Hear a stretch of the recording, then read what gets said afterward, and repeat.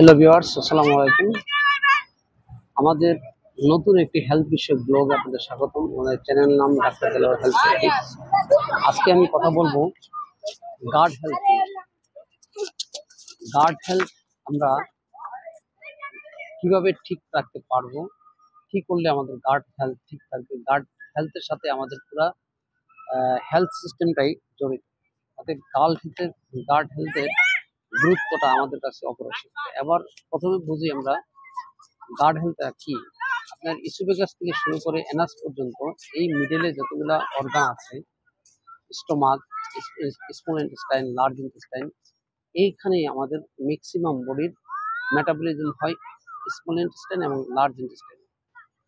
তো আমরা যে খাবারগুলো খাই এগুলো যদি ঠিকমতো মেটাবলিজম না হয় এবং অ্যাবজর্পশন না হয় বডিতে, আমরা আমাদের শরীরে ঠিকমতো পুষ্টি পাবো। বিভিন্ন কারণে আপনার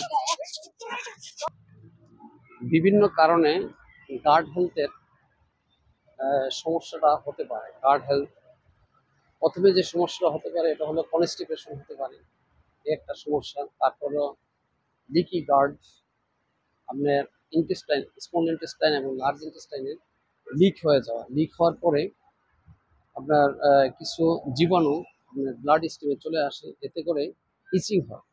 তো যাদের গার্ড হেলথের সমস্যা আছে তারা লক্ষ্য করতে হবে যে তাদের গায়ে কোনো ইচিং আছে কিনা, কোনো ইচিং আছে কিনা এটা লক্ষ্য করতে হবে। তাহলে বোঝা যাবে। যদি পেটের সমস্যার সাথে আপনার ইচিং থাকে তাহলে বোঝা যাবে যে আমাদের গার্ড হেলথে প্রবলেম আছে। দেন হলো IBS, intestine bowel, irritable bowel syndrome. তারপর আছে আইবিডি, অর্থাৎ ইরিটেবল বাওয়েল ডিজিজ। এই সবগুলা ডিজিজ এবং ইচিং এগুলো হলো আপনার গার্ড হেলথের প্রবলেমের কিছু একটা বহিঃপ্রকাশ। এগুলো থাকলে আমরা বুঝতে হবে যে আপনার গার্ড হেলথ আছে। এছাড়াও পেটে ক্রেম্বিং থাকবে, অনেক সময় হঠাৎ করে পাতলা পায়খানা হবে, হঠাৎ করে শরীর কনস্টিপেশন হয়ে যাবে, হঠাৎ করে আপনার লুজ মোশন হবে, অথবা ডিসেন্ট্রি হবে, অথবা ব্লাড স্টুল হবে। এই ধরনের সমস্যা হতে পারে। তো এগুলা হওয়ার পিছনে প্রথম কারণ হলো আমরা এক নম্বর যে কারণটা ফুড হ্যাবিট। আমরা বিভিন্ন ধরনের খাবার খাই, অথবা রান্নাতে বিভিন্ন ধরনের সমস্যা হতে পারে। যেমন প্রপার রান্না করা হয় না, অথবা প্রপারলি ওয়াশ করা হয় না। না হলে কি হয়, যেমন তরকারি, বিভিন্ন ফলমূল আমরা খাই, এগুলা ঠিকমতো যদি ওয়াশ করে না খাওয়া হয় তাহলে এইচ পাইলোরি নামক একটা জীবাণু আমাদের পেটের মধ্যে ঢুকে যায়। এটাও আমাদের গার্ড হেলথের সমস্যা হতে পারে। গার্ডের মধ্যে মোটামুটি ট্রিলিয়ন ধরনের কিছু ব্যাকটেরিয়া থাকে। এগুলা আমাদের স্বাস্থ্যের জন্য ভালো, এবং এগুলা বিভিন্ন ধরনের কেমিক্যাল খাওয়ার কারণে বা বিভিন্ন অ্যান্টিবায়োটিক খাওয়ার কারণে এগুলোতে সমস্যা হয়। এগুলা হয়তো বা নষ্ট হয়ে যায় বা মরে যায়। যে ব্যাকটেরিয়াগুলো, এই ব্যাকটেরিয়াগুলো না থাকার কারণে আমাদের ডাইজেশনের সমস্যা হয়, ইরিটেবল বাউল সিনড্রোম এগুলো দেখা দেয়। তো আরেকটা বিষয় হলো, আমরা প্রপারলি ব্যায়াম করি না, এক্সারসাইজ করি না, ফিজিক্যাল অ্যাক্টিভিটিস করি না, আমরা শুধু খেয়ে যাই। অনেক সময় আমরা ফাস্ট ফুড খাই, জাঙ্ক ফুড খাই, প্রসেস ফুড খাই। এগুলো হলো, এই জিনিসগুলো আমাদের যে ভালো ব্যাকটেরিয়াগুলো আছে, যে গুড ব্যাকটেরিয়া যেটা আমাদের স্বাস্থ্যের জন্য ভালো, এটাকে মূলত ধ্বংস করে ফেলে। আমাদের যখন গুড ব্যাকটেরিয়াগুলো ধ্বংস হয়ে যায় তখন আমাদের এই পেটের ট্রাবলগুলো দেখা যায়। আমরা অনেক সময় স্ট্রেস ফিল করি, স্ট্রেসের কারণে এটা হতে পারে। আমরা ঠিকমতো ঘুম যাই না বা বিশুদ্ধ পানি পান করি না।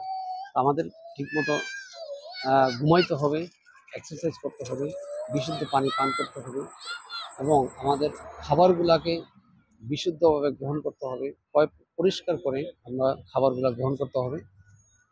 তাহলে আমরা এটা থেকে অনেকটা পরিত্রাণ পাবো। আর এটা থেকে সুস্থ হওয়ার জন্য, এই বাওয়েল সিনড্রোম বা গার্ড হেলথকে সুস্থ রাখার জন্য আমরা নিয়মিত গ্রিন জুস নিতে পারি। গ্রিন জুস করার পদ্ধতিটা হলো, আপনার পুদিনা পাতা নিতে হবে পরিমাণ মতো, ধনিয়া পাতা নিতে হবে, তারপর লেটুস পাতা নিতে হবে, আপনার কালাচুয়া পাতা নিতে হবে, লেটুস পাতা তো আগেই বললাম। তারপরে পরিমাণ মতো 1 ইঞ্চি পরিমাণ জিঞ্জার নিতে হবে, পিঙ্ক সল্ট নিতে হবে।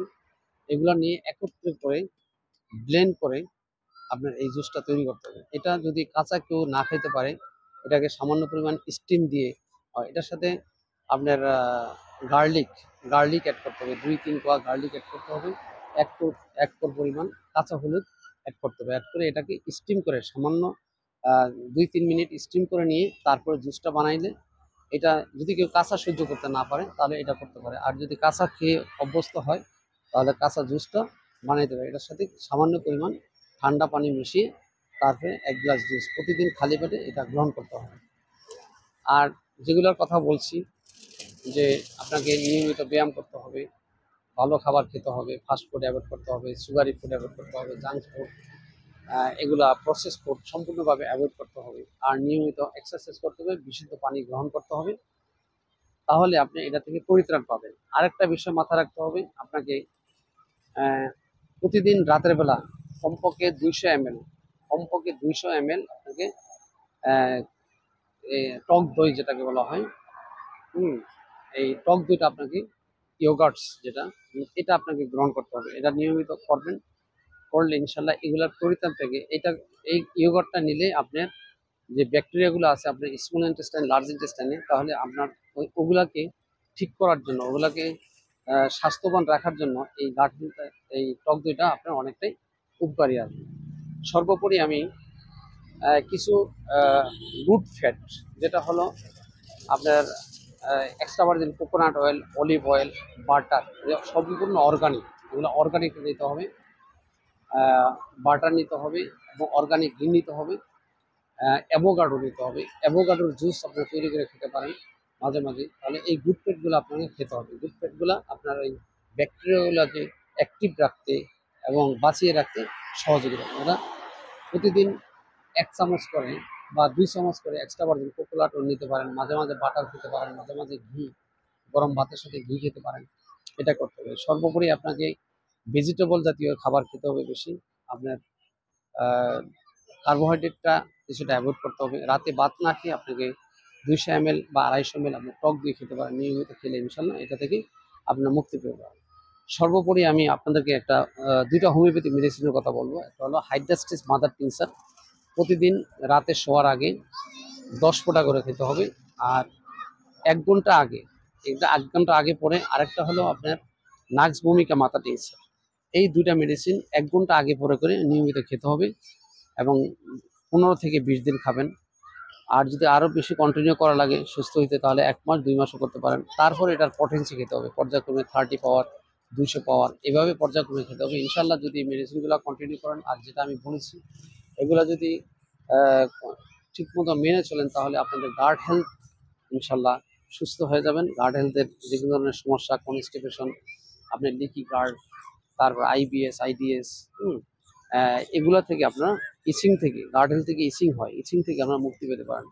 আজ স্বাস্থ্য টিপস এখানেই, আবার দেখাবো নতুন করে হেলথ বিষয় টিপসে। সে বন্ধু সুস্থ থাকবেন। আল্লাহ হাফেজ।